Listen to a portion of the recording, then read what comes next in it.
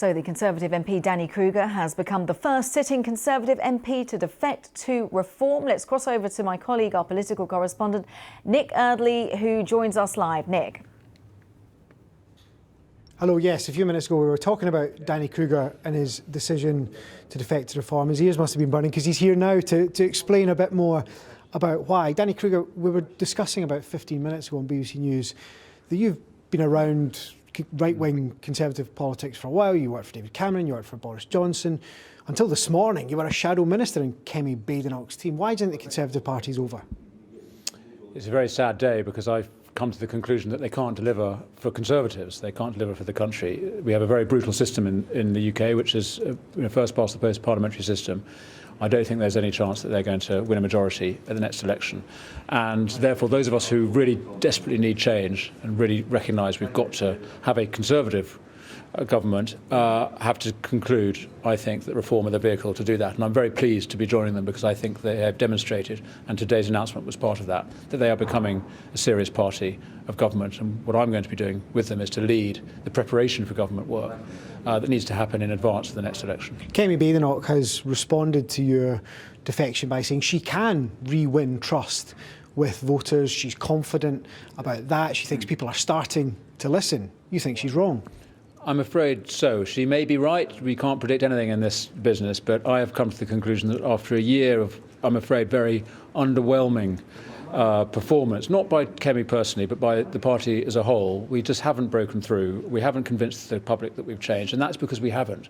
When I say we, I'm afraid it's they now. So the Conservative Party, I'm afraid, remains the same party that failed the public in the last Parliament, and there's some very decent, good people there, and on a personal level this is a very painful thing that I'm doing. But what they haven't done is recognise the extent of the change that was needed internally in order to rise to the challenges that face the country as a whole. So I'm afraid I don't think there's any coming back for the Conservatives now, and I think if you are a proper patriotic right-wing voter or indeed politician, you have to conclude in the national interest that Reform is the vehicle now. Tell me, the strategy in this room from Nigel Farage and from now you is to persuade people at home that there's been a realignment of politics, that Reform is now the party of the right. How many other Conservative MPs are going to do this?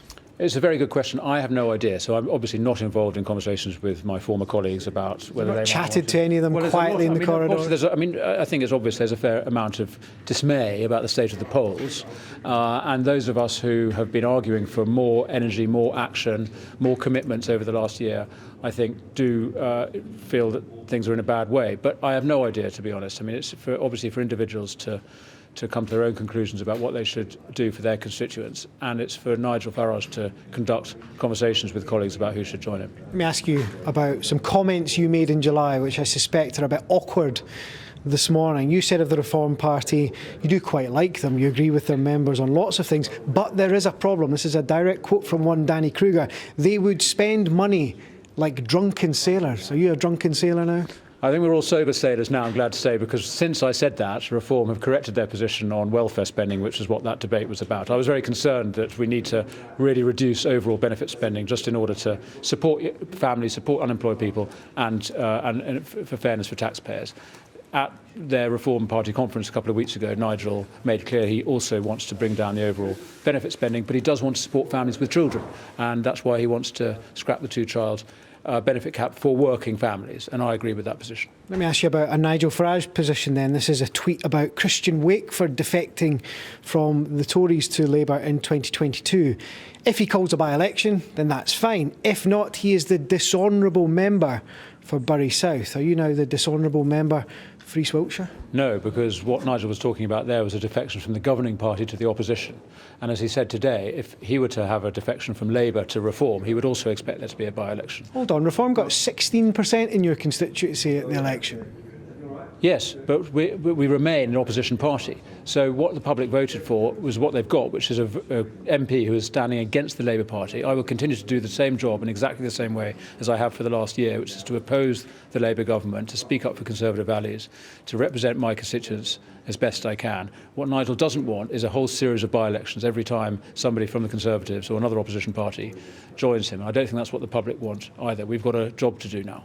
All right, Danny Kruger, I appreciate your time. The new Reform MP for East Wiltshire there.